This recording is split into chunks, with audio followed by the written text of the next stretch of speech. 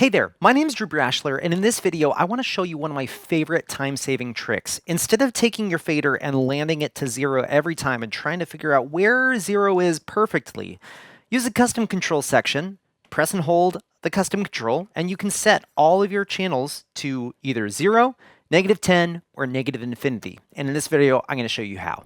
If you're brand new to my channel, I'm all about helping you feel more confident with your production gear no matter where you're starting from. Also, if you are interested in digital downloads for your Behringer WING, you can head over to drewbrashler.com where I have some presets for sale for channel presets, effects presets, and even my favorite settings for an entire snapshot or scene for your Behringer WING. So you can check out more about that at drewbrashler.com. But let's go ahead and actually see how do we get this set up for doing this quick fix hack that I have. Now on the Behringer WING full size, we have this custom control section. Now on the WING rack and the WING compact, we have a user section, which is going to be the same type of setup as we are here today.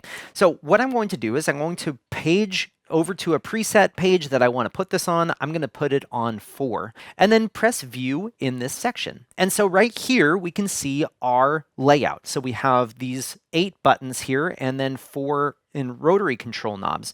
And so all of these are right here. And what I can do is I can press into the first one, go to other, and then fader 0.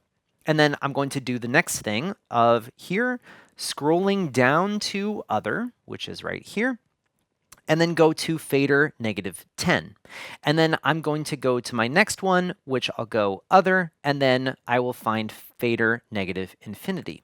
So once I've done that, go ahead and press home to get out of your custom control section. Now, if I want to set a fader to 0, all I have to do is press and hold the fader button and then simply press select of the channel that I want to move.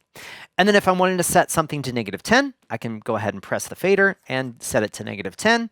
And then if I want them to be at 0, all I have to do is press and hold the fader infinity, and then I can press any of the channels that I want to, which includes multi-touch. So if I have all these set here and I press here, I can go through and select multiple channels at the same time.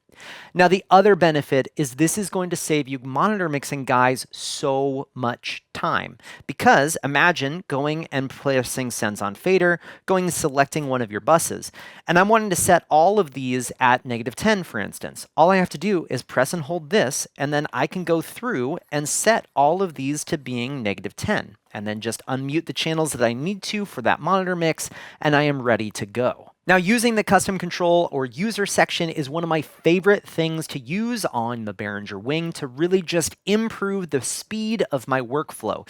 Because the faster that we can do things on the WING, the more familiar that we are with our scene and our snapshot and our board, the faster we can be to get through soundcheck, to be able to spend that dedicated time for listening to all of those inputs and not taking up too much time from the band. So using these little tips and tricks is one way of giving you more time for mixing. Now, I hope this video was helpful for you today. If you do happen to have any questions, or there's a video that you're hoping that I would make on the WING or really any of the production equipment that's out there, please post that in the comment section down below, as I'm always reading through those comments to find videos that are going to be helpful for you.